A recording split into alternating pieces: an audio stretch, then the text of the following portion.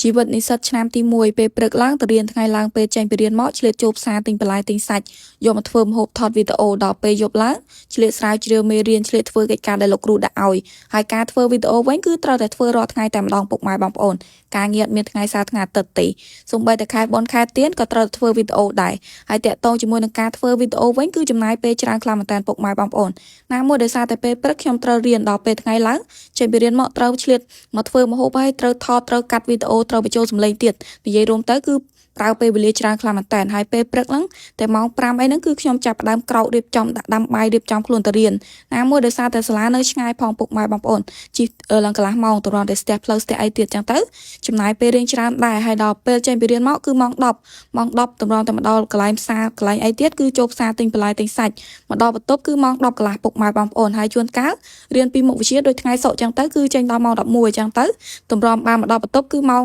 11ជាងដែរនឹងហើយតម្រាំរៀបចំផ្លាស់ខោផ្លាស់អីរួចរាល់អស់ហើយរៀបចំធ្វើម្ហូបពុកម៉ែបងប្អូនហើយធ្វើម្ហូបគឺមិនសូវចំណាយពេលយូរប្រហែលទេចំណាយពេលយូរច្រើនជាងគេហ្នឹងគឺដោយសារតែថតផងធ្វើម្ហូបខ្លួនឯងថតខ្លួនឯងចឹងទៅគឺចំណាយពេលរៀងយូរខ្លាំងមែនតើបើជាក់ស្ដែងតាមការធ្វើម្ហូបវិញធ្វើតែមួយផ្លែតអីគឺរួចរាល់ហើយប៉ុន្តែនេះត្រូវធ្វើផងថតផងហើយជាក់ស្ដែងអ្នកថតក៏ខ្លួនឯងអ្នកធ្វើម្ហូបក៏ខ្លួនឯងចឹងទៅរៀងយូរដែរពុកម៉ែបងប្អូនតម្រាំតែបានមួយវីដេអូក៏មិនងាយស្រួលណាស់ដែរនិយាយរួមទៅគឺគ្រប់យ៉ាងគឺធ្វើដោយខ្លួនឯងទាំងអស់តាំងពីការ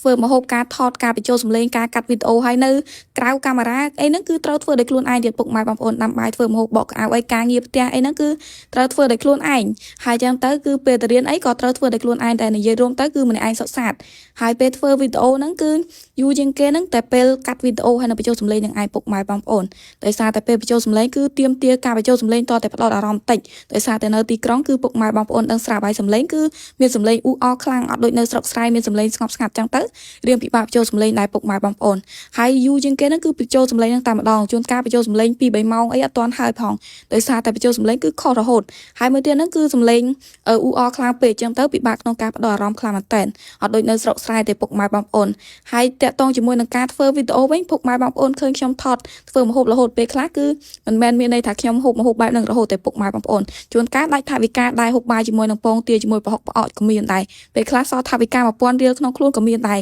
ប៉ុន្តែធ្វើមិនទេបើជីវិតអ្នកធ្វើវីដេអូអញ្ចឹងទៅត្រូវតែធ្វើវីដេអូបានរាល់ថ្ងៃហើយវីដេអូខ្ញុំធ្វើរាល់ថ្ងៃនេះក៏អត់ទាន់បានចំណូលពី page ដែរពុកម៉ែបងប្អូនហើយ page ហ្នឹងគឺបង្កើតតាំងពីខ្ញុំរៀនថ្នាក់ទី10តាំងពីខ្ញុំ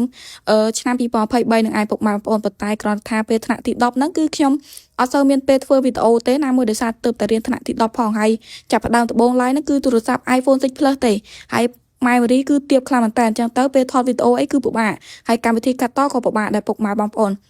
ហើយដល់ពេលឆ្នាំ2024ដល់ឆ្នាំ2025ខ្ញុំរៀនថ្នាក់ទី11ហើយថ្នាក់ទី12ចឹងទៅខ្ញុំផ្អាកធ្វើវីដេអូវិញដោយសារតែទុកពេលប្រឡងបាក់ឌុបសិនដល់ពេលរៀនចប់ថ្នាក់ទី12ហើយពេលតលេងសៀមរាបនឹងឯងពុកម៉ែបងប្អូនគឺតលេងសៀមរាបថ្ងៃទី4កញ្ញា2025ពុកក៏ទិញទូរស័ព្ទឲ្យណាមួយដោយសារតែប្រើទូរស័ព្ទចាស់ហ្នឹងគឺ3-4-5ឆ្នាំហើយចឹងទៅពុកក៏គាត់ទិញថ្មីឲ្យខ្ញុំសូមគាត់ទិញ11ធម្មតាទេ